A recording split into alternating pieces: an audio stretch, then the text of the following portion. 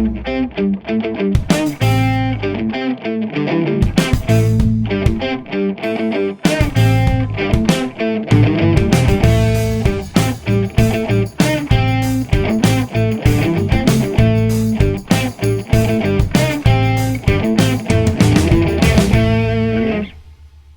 and welcome back into Slick Talk. This is your host, Blackstone Joe.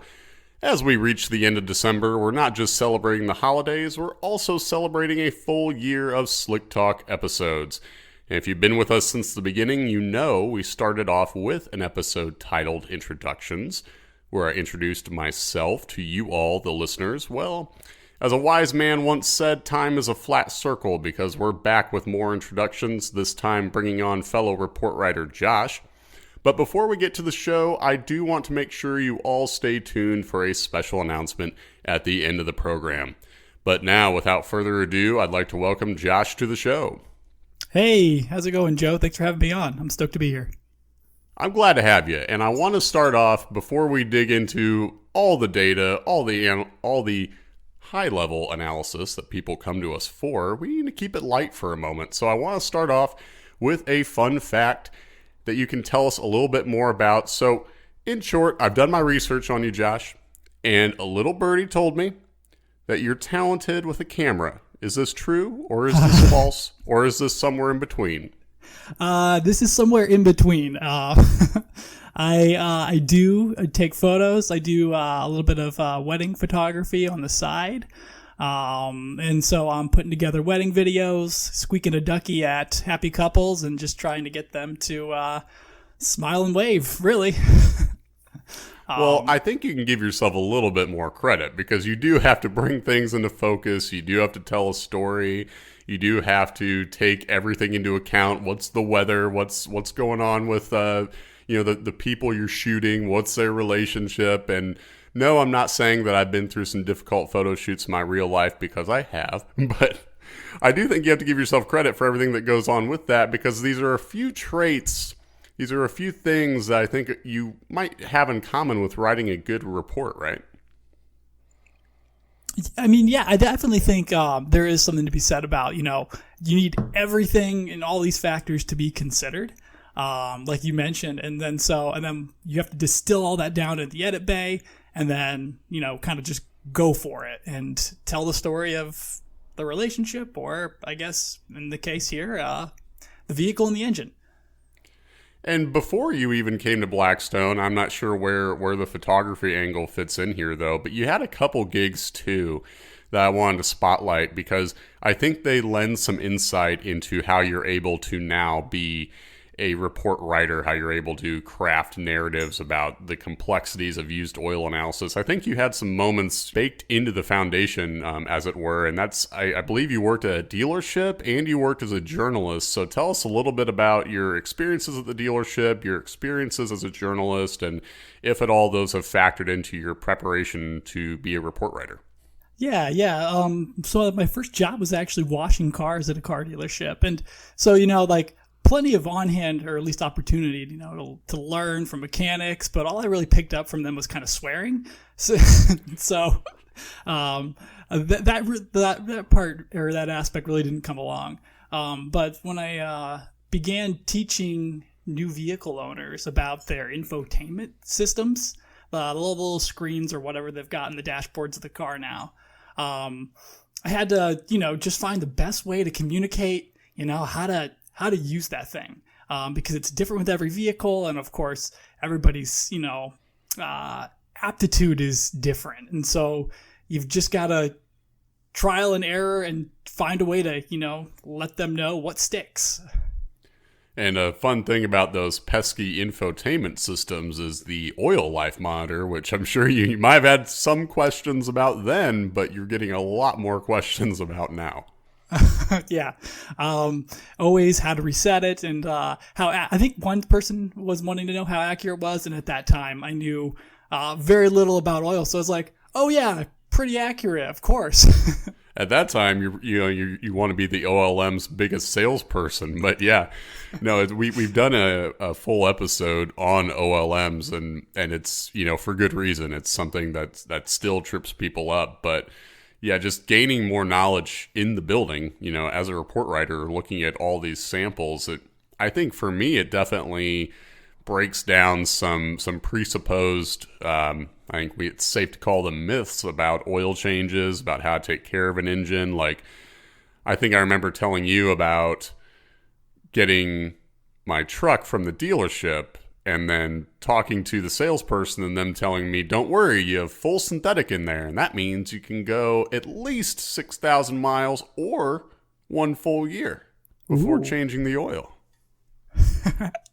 Yeah. And that's like one of the big things too, when I showed up here was like how calendar time, just the amount of days that oil is in my engine isn't as big of a factor. Because I used to freak out when I would check that sticker in the top of my hood or top of my windshield and noticed that like it's 6 months had elapsed, but like only 3,000 miles, and I would start freaking out and worried about if my engine was going to implode, shortly, and I would just like drop that thing right off at the service bay and be like, get it taken care of. It's gonna go. I couldn't agree more as far as living in that state of mind for most of my life, and then you look at samples and we're not lying when calendar time just isn't a factor for modern engines. But I wanted to get into a little bit of your favorite reports to look at, because I know every analyst has some reports that they might pull up and may not be terribly excited to write, for different reasons. Maybe they have to break the bad news. Maybe it's a really complex sample, something more from the industrial side with a lot of different tests and a lot of different measures you need to take to evaluate serviceability. But I know, like for me, I always like coming back to really, this might surprise people, but simple Toyota engines, nothing crazily modified or what have you.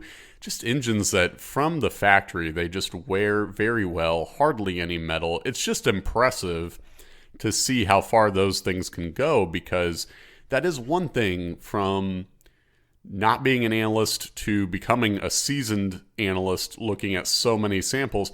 That's held true. Like, Toyotas have a good reputation, and it's proven out in testing as well. They wear with the best of them. So those are kind of the samples that I don't mind pulling up whatsoever. Is there anything that you see on a daily basis where you're kind of eager to write the comment? It's kind of on the opposite end of the angle a little bit there, but I love getting a brand new 6.6 liter Duramax or a 6.7 liter Cummins, and just being able to look at all of the elements from wear in, flux, and the sealers and lubes and silicone, and just kind of watch those engines mature over the course of it. So we're like, maybe the first 30,000, 40,000 miles or so, depending on how long those oil changes are going. I like seeing all of that progress kind of bear out. And so whenever I can, jump in there with one report, it's kind of fun to do for me. It is good because building a narrative over time is especially really rewarding, especially one that we can see play out.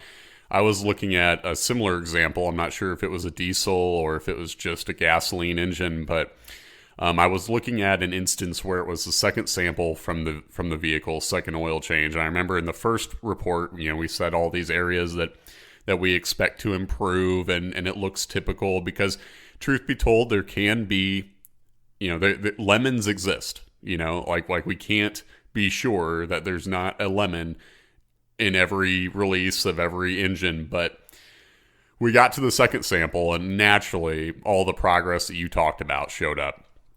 And I wrote in the comments something along the lines of, we can never make a guarantee, but I would have bet my salary that these results were probably going to show up, So it's fun seeing it play out the way we expect. It's fun seeing, the hallmarks of a wear-in situation prove to be just that. So yeah, it is a good time. But we were also talking the other day, you and I, about reports where you've identified problems. I like to spotlight these a little more than we have in the past, because sometimes we've had to mention, the last show with Ben, I talked about tough questions and how we we do run across some things that we might not have the full answer for, just to, be honest with people and kind of talk about where there can be some limitations. But I like to point out where we are very well equipped to state the problem. We have the evidence, and I think you have one of those examples for us where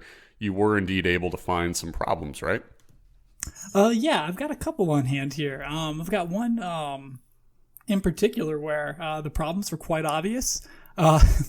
And it kind of starts with there being a lot of coolant in the oil. We're talking sodium at 2,001 parts per million, which is not good when it's reaching the current year.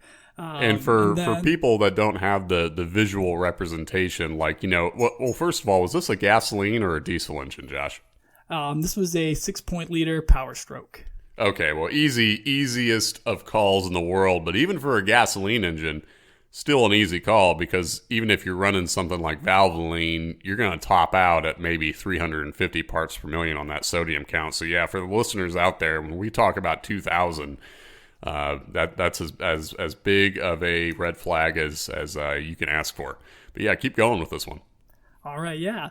And then it's not, and then the problems, of course, aren't done there. We've also got silicon reading at over 1,200 parts per million, and so, I mean, I'm assuming some of that could be coolant based, some of that could be turkey baster based, or maybe we're actually looking at dirt.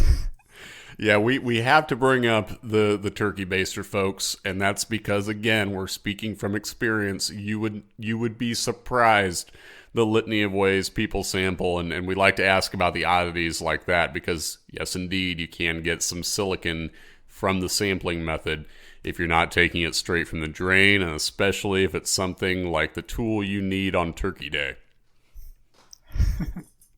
But we're not done there either. But wait, there's more. We also, in this sample, we found fuel contamination at above 10%, which is pretty gnarly. Yeah, for the people out there as well, a little note here. So with the flash point, when we're determining fuel, we can tell if there's a lot of fuel, but eventually getting an exact percentage becomes a little tricky, because once the flash point gets so low, we can max out at least 10%. But for all we know, Josh, this thing could have had 20. It might have had, even worse. But the point is, when you have 10 or more, it's a problem. So put aside, I think some people get frustrated with getting an exact calculation. I like to just make it simple for folks. Whether it's 10, whether it's 20, whether it's 30, it's a trip to the mechanic. No matter how you're going to slice it, there's something wrong there. Yeah, and then, on the wear side of things, surprisingly, they aren't as bad as you kind of expect. I mean, we do have high iron and elevated lead, iron at 68 parts per million and lead at 34. But of course, the oil use interval here is unknown. So, unknown, and you certainly have to have some spectral dilution from all that fuel. I mean, gosh, having metals read high, even with that amount of fuel, I'm surprised this thing was running. Of course, maybe it wasn't running, and maybe he just wanted to send in a sample for confirmation. Did you get any sort of back and forth with the customer after finding these results? Unfortunately, no. We got some details on the slip about this one. White smoke coming out of the pipe, which is a sure sign of that coolant contamination. But beyond that, no follow-up sample, no follow-up email. And that's perfectly fine. We understand if we send you such a tragic report that you need to take some time and think about it. If that was my baby and I knew of all the ailments, I would definitely be upset too. But one thing I would also like to stress to our customers is that we really do like having the follow-up as far as, were you looking for all this stuff? Did this take you by surprise? Are you proceeding with repairs? What's the next step? We love to have all that information handy because, for example, Josh, if they had mentioned that they were looking for where to go next, what do we do from here?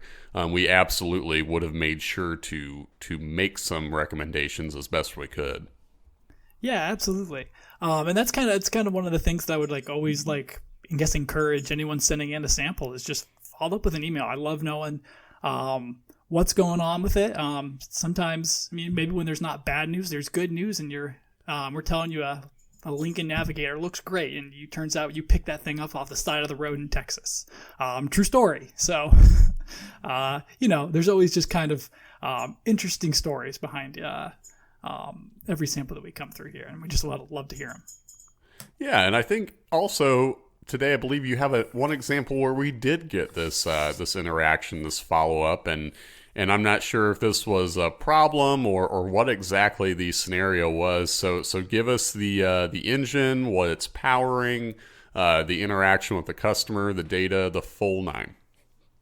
All right, yeah. So this sample came off of a Mazda 1.8 liter 4-cylinder Mazda, and we saw some cylinder action, aluminum, chrome, iron, and copper, all tested high after 1,800 miles. So that kind of set off my thinking of some, problems in the cylinder area. And just mentioned that he should watch out for, oil loss, low compressions, anything like that, and kind of sent the report on its way.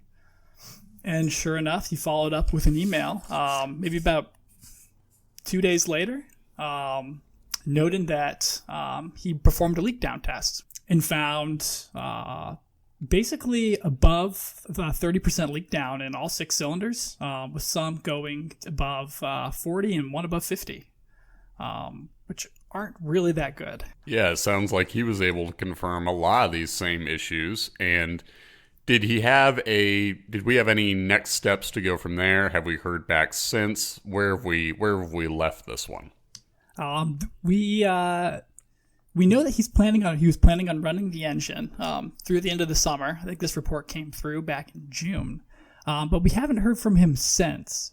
But he did believe that the timing was off on one of the banks, and he think that might have led to possible detonation. And that would go right along with that cylinder area wear there. Yeah, and I, with timing, that just brings to mind when we were back in training and we were in the garage taking apart the 2.2 liter Ecotech and getting the timing chain assembly put back together. That was a lot. I don't know if anyone's ever done that. We have. Every writer who is typing up the reports, best believe they have had a hand in disassembling and reassembling GM's mighty 2.2 liter Ecotech. And I just remember I was out there with Luke and a couple writers who were a little before your time, but yeah, that was a lot. Let's go back to that for just a minute. So I always like to remind everyone that we're no stranger to working on these engines, these transmissions, at least once. You have to do it at least once to really get a feel for all the inner workings. What was it like when you were doing the engine disassembly? Was this anything you had been around before? Was it all new? Let's go back to that. Yeah, it was basically all new for me. And I mean, the disassembly was the most fun, easy part of the whole thing. You're just pulling bolts out left and right and setting things up. And luckily, Luke was able to guide myself and the other report writers into put things kind of in the same places and take some photos, because those are going to come in handy later. Yes, having a clean layout, and of course, when you're actually working over the engine, cleanliness is next to godliness always. But yeah, sure enough, the timing chain and the entire setup there was one of the most frustrating parts, getting things back together. I think we must have started over and stopped at least 3 or 4 times. And at one point, trying to get it set up and assembled while attaching the head. And finally, I think we got it to take, and everything could turn over properly. Yeah, and what I would say as well, if anyone, and I'm going to open this up just because we have been gifted at least a couple, but if anyone has an engine, maybe it's from the junkyard, maybe it failed, maybe you there's got to be some people out there who have them laying around. I know that are either customers or listeners of the show. if you want to ever donate an engine transmission, one that has obvious problems, you know you're not going to use it, and you just want to donate it for training. I know we've had a CVT dropped off. I know we've had a Honda motorcycle engine, and I think Luke was able to get that for maybe almost nothing. If you ever have any of those and you want to donate them to training, know they will go to a good cause, because learning on the engine, learning on the CVT, I'm not sure. So were you able to work on the CVT transmission? I'm not sure if we got rid of that one or not. Yeah, no, I haven't been able to get my hands on a transmission just yet. CVTs are an incredible beast, and that's why we did an episode just on CVT fluid and why it matters so much, what they use, and the complexity of that thing. I guess, like all the oil passages, I can only compare it to the latest Christopher Nolan film. It's that complex. Speaking, of course, of Tenet, by the way, I watched it last night. I'm still trying to unscramble my brain. We're in a place, but anyway, all Nolan movies aside, getting your hands on this stuff teaches you a lot, but so does just writing a lot of reports.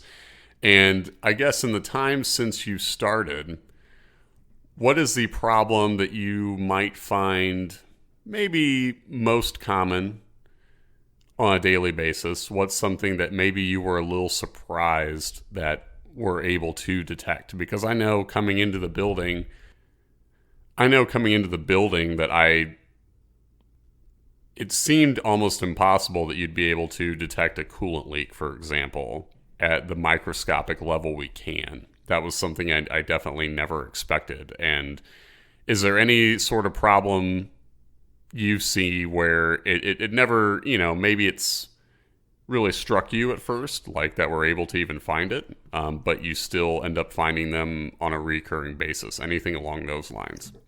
Yeah, I mean, that's a good question. I think coolant does come to mind first and foremost, because it's seemingly the opposite of oil. It's in many ways, but I guess the more I think about it, if it's the opposite of oil, it shouldn't be in there. And that's one of the things that we can be like, all right, there we go, at least to some degree. But and it obviously, like it shouldn't be in there, but I think a lot of people don't necessarily know why, right? Like they know it's not oil. They know it's not going to work the same as oil. There's a couple obvious consequences of that, right? So why don't you outline those as far as what coolant does to the oil, what the side effects are that we see? Because I think sometimes it does some good for people to know exactly what it's going to do, not just that it's not oil and it shouldn't be there. Yeah, of course. Well, I mean, first of all, it's going to affect the lubricity of the oil. That's why we start to see wear there. And then second most, it's going to cause rapid oxidation, which is going to start the oil to break down. And obviously, if the oil's breaking down, it's not working well, and you're going to start seeing more poor wear there. Yeah, I mean, and when we talk about oxidation and the oil breaking down, really, you'll see that in the insolubles. You'll see a lot of solid material that the oil filter couldn't keep up with. So, yeah, I mean, these are the real side effects, folks, as far as the oil breaking down. When it solidifies, those solids are abrasive, and as Josh has already mentioned for us, poor wear is part of the equation too. So it's not simply a leak to address, it's a leak to address so you can save engine wear, so you can prevent internal parts from suffering often severe damage. But the nice thing is, we're able to monitor these things for people, right? Like, even if people don't want to pursue repairs, we can help them in other ways, as far as getting a maintenance schedule that keeps a leak in check, things like that. And we aren't quite done with the fun facts, Josh, because I want to leave things on, we're going to go away from the data, go away from the numbers for a second, and just give the folks out there a little bit more about you. So something I always like to ask in our Meet the Analyst segments is first car, because that says a lot about a person. Even if it's a car you're not proud of today, maybe you've grown from it. Maybe it was something that you still have. You've never let it go. I don't know. I still wish I would have kept my '01 Sunfire around. There wasn't anything wrong with it, man. I still got rid of it. I'm still bitter about it. Not to say anything of what I'm driving now. I miss the Sunfire. So let's go back to your first car. Tell us about it, how you acquired it, what it was. Did you have good times, bad times, or a little bit of both? Yeah, well, my first car was the 2004 Chevrolet Malibu, the classic, mind you, not that new body style, the old beater style that General Motors thought, no, it's perfect. We need to keep it around for one more year. And so I got that my junior year of high school. My dad actually works at the car dealership aforementioned, and I think he plucked it from the wholesale lot that some grandma was trading in. It was nice white, but the pristineness of it did not hold up. But I kept it going for about 6 years through college, over an oil pump failure, a transmission replacement, among a couple other electrical issues. And it was actually the car I drove my first day here at Blackstone. That's beautiful because it's the same character arc that I had, which was driving a beloved beater to Blackstone and then promptly jettisoning it for something else. But yeah, I mean, I think the dream for me at least, I don't know how you feel about this, is just having one car like that as the daily driver, I got to go pick something up from the store type ride. And then you have the something a little nicer, a little maybe has a crisper paint job. Like I remember my Sunfire had two-tone paint job because it was peeling like everywhere. It had vehicle leprosy. I don't know. That had nothing to say about what was going on under the hood. But yeah, I don't know about you, but I always wanted to have kind of one of each. I want to have my cake and eat it too. There you go. That's the dream. Yeah. And so I actually was able to do oil analysis on the 2.2 Ecotech, funnily enough, which was in there. And it did not look good on the first bout. I think iron was in the excess of 250 parts per million with aluminum over 100. And I think that may have been due to some oil starvation, going a little too long on the oil there.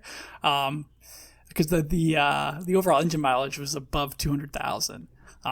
But turns out once you put oil in there, things started to look a little bit better on the next bout.